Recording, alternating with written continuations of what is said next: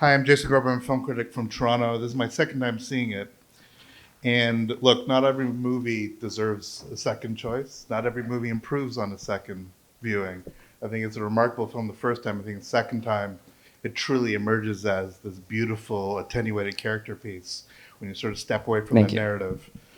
If you could just talk about the fundamentals of this film. We have an original story, which was very different. If you could, there's a lot you've changed.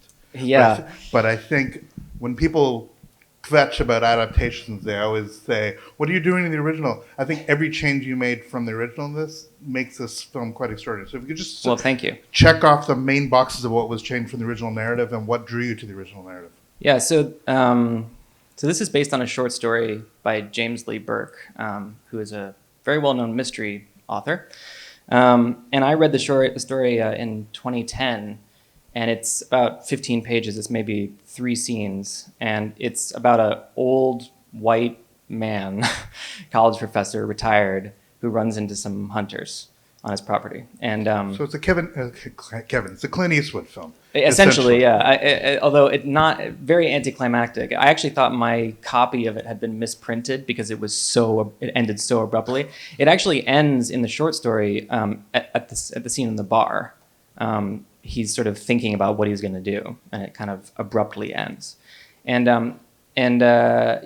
I responded to it for reasons. I mean, it's one of the things I've read in my life that I knew I wanted to deal with, but I responded to it as a story about masculinity. And I made a short film of it in 2014 that was a pretty direct adaptation of it, and it was, I thought that was going to be the end of my engagement with the story. And actually, I was the person saying during that production, like, there isn't enough material here to make a feature out of. So we just kind of moved on from it. And then what happened was, that little old thing, the 2016 election happened. And Shay Obana and I, we wrote this together, we had a very important conversation in December of 2016 about how, I was at a place where I was sort of like, can I justify being a filmmaker anymore? I have to participate in the world and respond to what's happening. And I do feel like that is why we should actually be filmmakers and artists. That's like the way we do that. But he and I had this conversation about making our art, our activism. And then, about a month later, the story came back to me, but it was the themes of it beyond just masculinity. It seemed to be a very simple framework that would allow us to, if we made some changes, access some very complex dynamics. And that's what we were trying to do. Nothing but the film's didactic. It's not a polemic. In fact, her behavior can absolutely be seen from those sort of outside the your own politics of being abysmal and sociopathic and murderous. And so I don't think that the film necessarily completely posits specific arguments for behavior one way or the other. It shows the complexity of human beings and how tragedy and loss. I mean, this is my reading of it. I think what I've been thinking about and what I was thinking about when we came up with this idea was the way that the cycles that are perpetuated by the fact that we refuse to be honest about our own history, personally and as a country and as a world. That's what we were sort of really trying to get at. And that's why the parental relationships are there. It's why, like, her past, that she is trying to sort of outrun and move on from continues to linger. It's like that idea of the sort of cycles and the sense of inevitability of these cycles was really something Shay and I talked a lot about as we wrote it. But it's structured biblically. It's literally 7 days. It's God's country. Well, there's a lot of illusions in there. On the 7th day, she doesn't rest; she kills. And like, there's so many. I mean, I think it's like, I was thinking while I was watching this, because again, I have not experienced it with an audience. So again, it was really a privilege. Thank you. I was thinking. Here's the audiences. I was thinking, yeah. Thanks for coming out to watch a movie in a theater.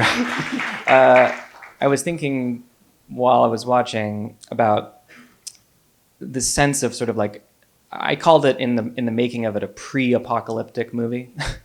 And like, I really do feel like it's trying to grab a lot of things that we were thinking about and feeling But because we live in such a polarized media viewing environment, it is what we really wanted to do was to deny the things that are supposed to tell you what you're supposed to think about the movie.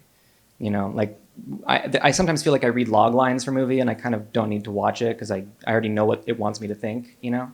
And we wanted to make it a hard film to dismiss because these dynamics we were trying to represent, I mean, they're very complicated, obviously, and like this is a sort of humble attempt to sort of describe things we were seeing.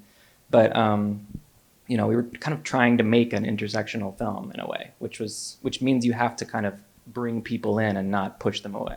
But as such, there is, I mean, humble is an interesting word. I think it's a film of humility.